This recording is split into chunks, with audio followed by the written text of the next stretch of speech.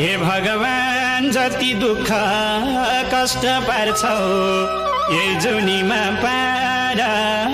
जति दुःख कष्ट पार्छौ यही जुनीमा पार अर्को जुनी यो धरतीमा जन्म नपार झलझली देख्छु शिवलाई